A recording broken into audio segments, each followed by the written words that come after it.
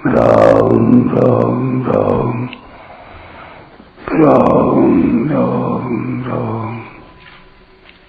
राम राम राम नारायण नारायण। संबंध। भगवान ने 39वें श्लोक में जिस समबुद्धि को यानी समता को सुनने के लिए अर्जुन को आज्ञा दी थी, अब आगे के श्लोक में उसकी प्राप्ति के लिए कर्म करने की आज्ञा देते हैं। कर्मण्येवाधिकारस्ते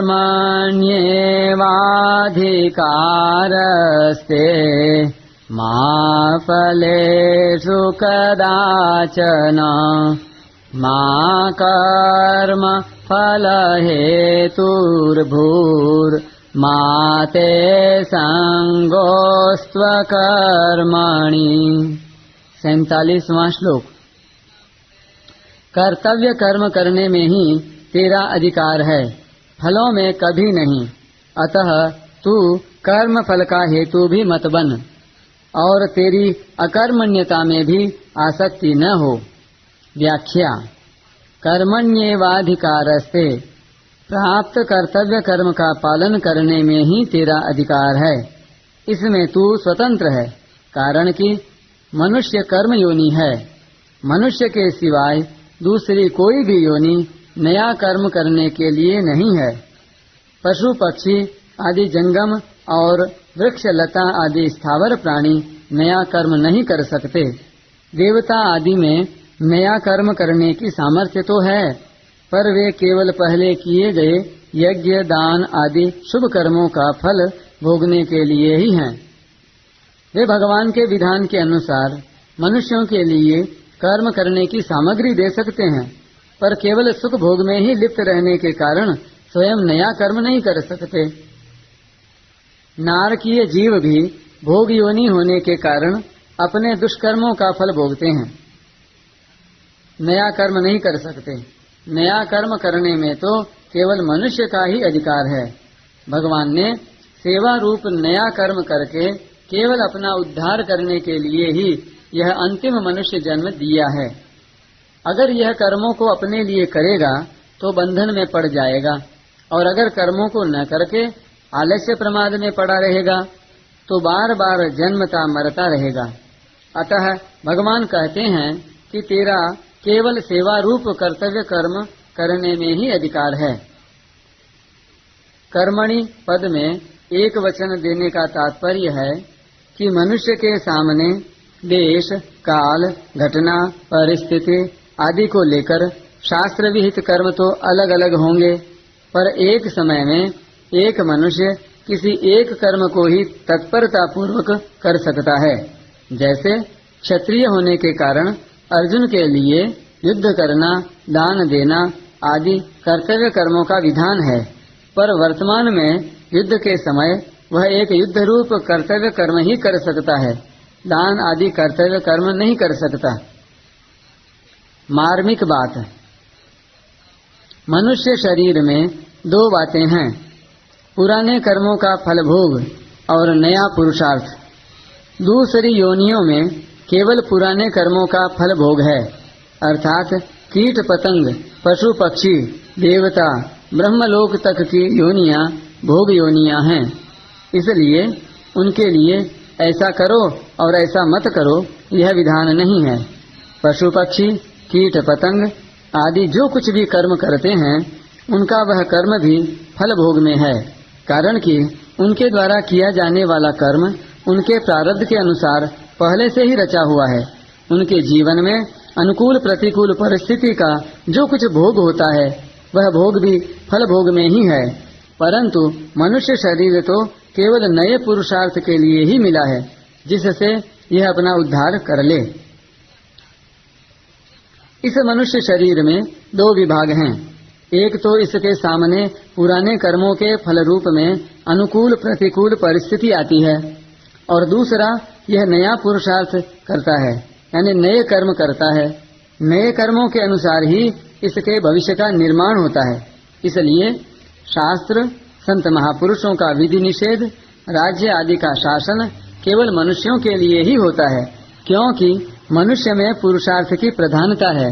नए कर्मों को करने की स्वतंत्रता है, परंतु पिछले कर्मों के फलस्वरूप मिलने वाली अनुकूल प्रतिकूल परिस्थिति को बदलने में यह परतंत्र है।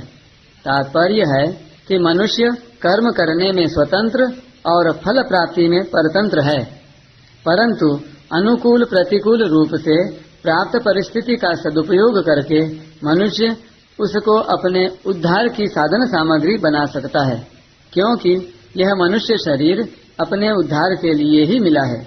इसलिए इसमें नया पुरुषार्थ भी उद्धार के लिए है और पुराने कर्मों के फल रूप से प्राप्त परिस्थिति भी उद्धार के लिए ही है।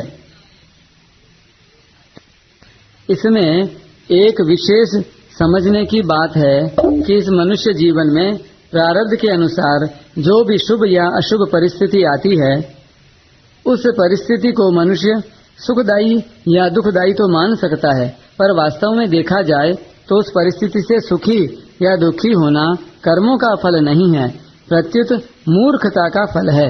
कारण कि परिस्थिति तो बाहर से बनती है और सुखी दुखी होता है यह स्वयं। उस परिस्थिति के साथ तादात्म्य करके ही यह सुख दुख का भोक्ता बनता है।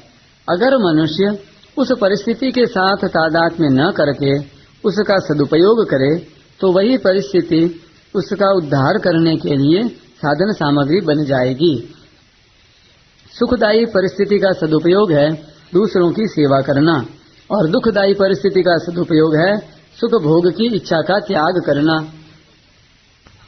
दुखदायी परिस्थिति आने पर मनुष्य को कभी भी घबराना नहीं चाहिए, प्रत्युत यह विचार करना चाहिए कि हमने पहले सुख भोग की इच्छा से ही पाप किए थे और वे ही पाप दुखदायी परिस्थिति के रूप में आकर नष्ट हो रहे हैं।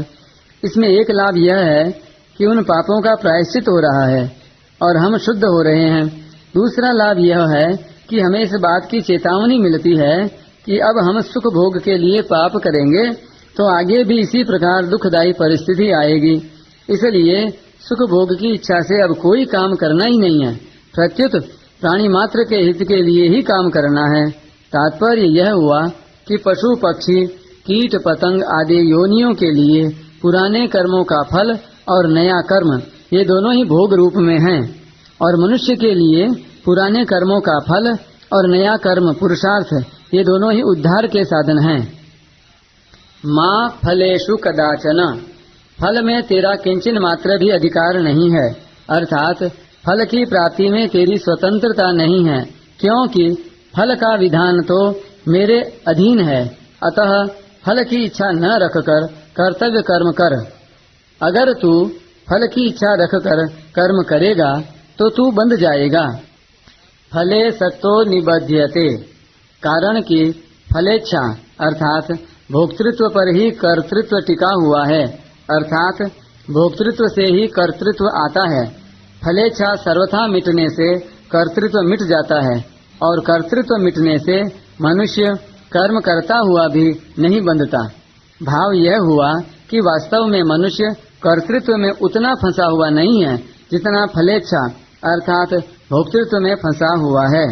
टिप्पणी: अंतःकरण में भोक्तृत्व, फलेच्छा, फलासक्ति अधिक रहने के कारण ही मनुष्य भगवत प्राप्ति, तत्व ज्ञान, प्रेम प्राप्ति आदि में कर्मों को कारण मानता है।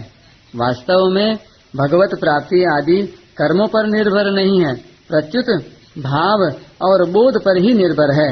कारण कि अप्राप्त पदार्थों की प्राप्ति तो कर्मों पर निर्भर है, पर नित्य प्राप्त तत्व की प्राप्ति कर्मों पर निर्भर नहीं है। दूसरी बात, जितने भी कर्म होते हैं वे सभी प्राकृत पदार्थों और व्यक्तियों के संगठन से ही होते हैं। पदार्थों और व्यक्तियों के संगठन के बिना स्वयं कर्म कर ही नहीं सकता। अतः इनके संगठन के द्वारा किए हुए कर्म का फल अपने लिए चाहना ईमानदारी नहीं है। अतः कर्म का फल चाहना मनुष्य के लिए हितकारक नहीं है।